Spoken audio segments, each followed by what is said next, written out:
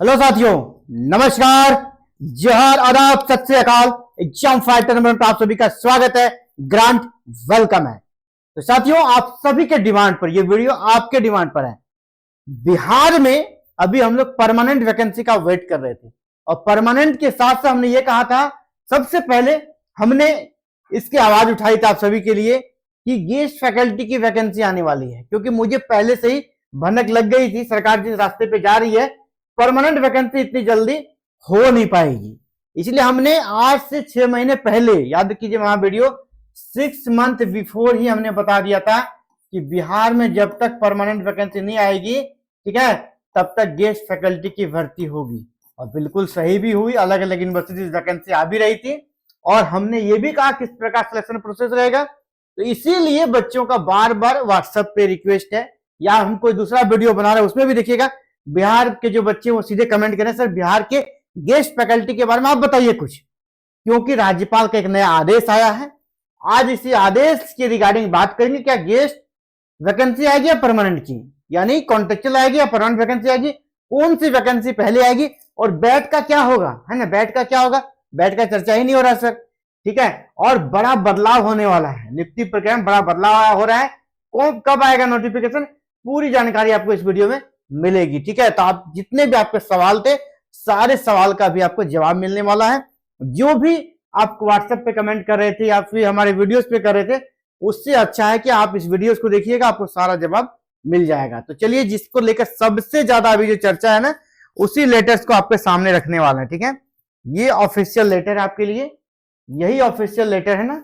अभी हो क्या रहा था, और हमने भी आपको कहा था बिहार में गेस्ट फैकल्टी की वैकेंसी आ रही है, क्योंकि परमानेंट वैकेंसी के लिए जो नियम बन रहे हैं उस नियम को लेकर विवाद हो गया है, और एक प्रकार से कह सकते हैं राज्यपाल ने उसको कह दिया अभी एक प्रकार से कि उसको हम लोग ऑब्जर्व करेंगे।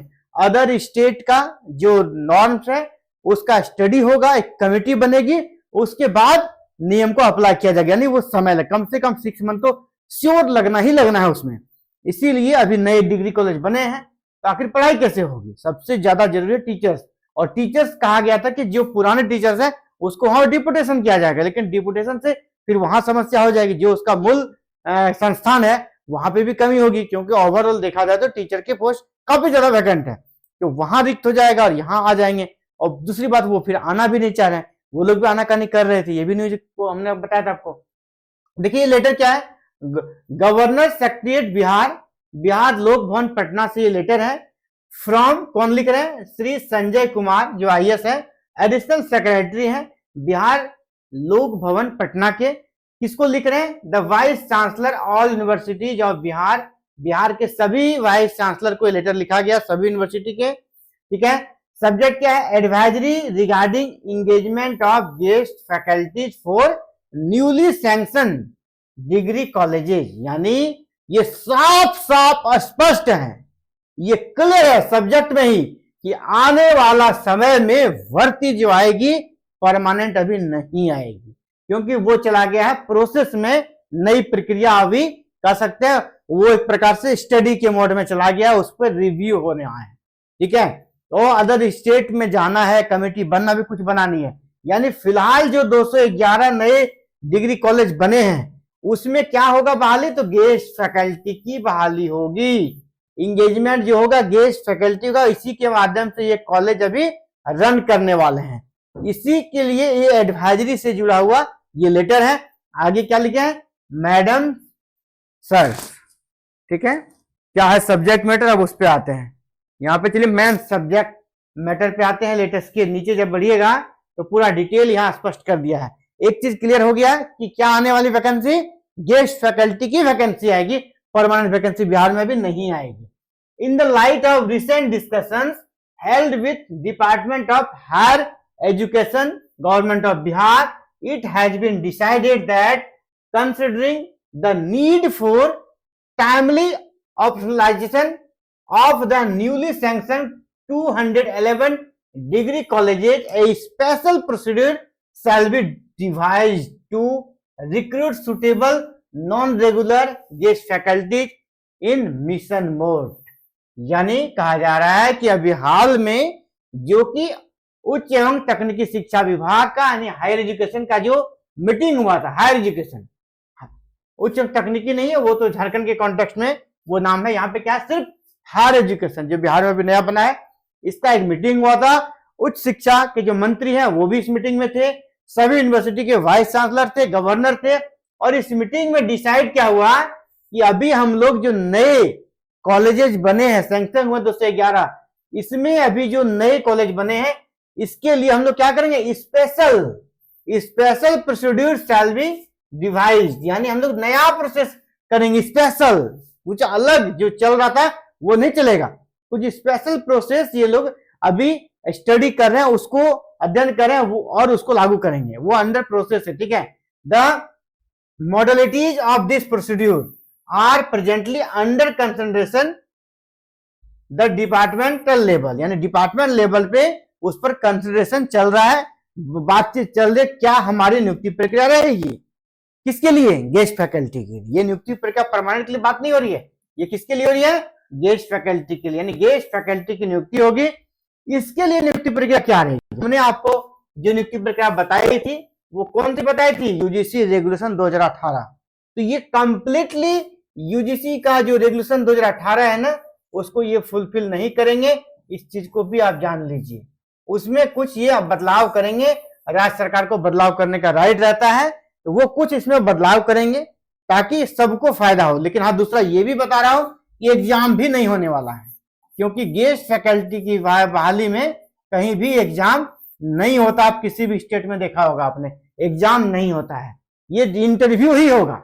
लेकिन जो एपीआई बनता है ना, उसमें कुछ संशोधन होगा, ये मेरा थिंकिंग कहता है, और ये आप देखिएगा 2018 का रेगुलेशन पूर्णतः एडॉप्ट नहीं किया जाएगा, एग्जाम को भी एडॉप्ट नहीं किया जाएगा, बीच का एक रास्ता निकाला जाएगा और गेस्ट फैकल्टी की नियुक्ति यहां पर की जाएगी। इसीलिए आप देखिए क्या निर्देश दिया है, accordingly you are requested not to proceed with the selection or engagement of non-regular guest faculties for these newly sanctioned degree colleges। इसीलिए आपको एक प्रकार से का रिक्वेस्ट किया जा रहा है, आप जो भी विज्ञापन नहीं निकालें, क्योंकि आपको पता है LMNU ने निकाल दिया था, इसी प्रकार अलग अलग यूनिवर्सिटी से वैकेंसी निकल रही थी, इसको फिलहाल कहा कि अभी आप रुक जाइए, हमारा जो ये जो प्रोसीड्यूर चल रहा है अभी अंडर कंसिडरेशन है, इसको होने दीजिए, इसके बाद आप इसको स्टार्ट कीजिएगा, ठीक है।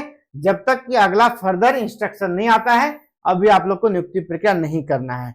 तो फिलहाल अभी अपडेट यही है साथियों कि बिहार में गेस्ट फैकल्टी की जो बहाली हो रही थी वो भी अभी फिलहाल पोस्टपोन्ड हो गई है। अलग अलग न्यूज पेपर्स में भी आप इस न्यूज को देख सकते हैं। 211 नए डिग्री कॉलेज में अतिथि शिक्षकों की बहाली पर फिलहाल रोक, बनेगी नई नियमावली, यानी असिस्टेंट प्रोफेसर जो परमानेंट आनी थी वो तो नियमावली बन ही रहा है, अब गेस्ट की बहाली के लिए भी अलग नियमावली बिहार में बन रहा है। राजभवन ने इसके लिए आदेश जारी कर दिए हैं। जब नई सरकार का गठन हुआ था ना, उस दिन भी हमने कहा था कि सरकार बदल गई, पार्टी बदल गई, सीएम बदल गए, राज्यपाल बदल गए, उच्च जो विभाग है शिक्षा विभाग, उसके मंत्री बदल गए। तो जी हाँ, बहुत कुछ बदलने वाला है, और देखिए यहां पर आपको बदलाव देखने को मिल रहा था। लग रहा था कि वो नियमावली जो एग्जाम बेस्ड कभी भी अडॉप्ट हो सकती है, परमानेंट वैकेंसी आ सकती है। अब यहाँ सब कुछ बदल गया, अभी गेस्ट फैकल्टी की बहाली होगी, है ना। नियमित शिक्षक बहाली अब तक प्रक्रिया शुरू नहीं हुई है, शिक्षक बहाली का विज्ञापन नहीं, गेस्ट फैकल्टी नियुक्ति पर भी रोक, शिक्षक जो परमानेंट है वो भी नहीं, और गेस्ट फैकल्टी पर भी रोक लग गई है। दोनों फिर रोक का कारण एक ही है, परमानेंट इसलिए नहीं हो रहा है क्योंकि वहां भी नियमावली बन रही है, गेस्ट फैकल्टी की रोक इसलिए लगी है, यहां भी नियमावली बन रही है, ठीक है। लेकिन गेस्ट फैकल्टी की नियमावली के लिए कहीं अदर स्टेट जाना नहीं है, कोई कमेटी बनाना नहीं है, सीधे हायर एजुकेशन डिपार्टमेंट और राजभवन को मिलकर वाइस चांसलर के साथ मीटिंग करके बना लेना है। ये जल्दी बन जाएगा, ठीक है, अगली मीटिंग में ये फाइनल हो जाएगा। इसीलिए गेस्ट फैकल्टी की जो नियुक्ति होगी ना, इसका विज्ञापन आपको इसी महीने के लास्ट तक देखने को मिल जाएगा, क्योंकि जुलाई से सेशन स्टार्ट होने वाला है, उसकी नियुक्ति प्रक्रिया को भी तुरंत संपन्न कर दिया जाएगा। तो गेस्ट फैकल्टी की जो नियुक्ति होगी, मिशन मोड नाम भी दिया गया, मिशन मोड में उसकी नियुक्ति की जाएगी, ठीक है। यानी बिल्कुल कम समय में नियुक्ति प्रक्रिया को संपन्न किया जाएगा। जून लास्ट तक में, अभी आप जान रहे हैं कि आज कौन सा जून है, आज 11 जून है, तो जून लास्ट तक में ये नियम फाइनल हो जाएगा। लास्ट जाएगा भी नहीं, बहुत जल्द ये नियम फाइनल हो जाएगा और विज्ञापन आ जाएगा और जुलाई में उसको नियुक्ति कराना है।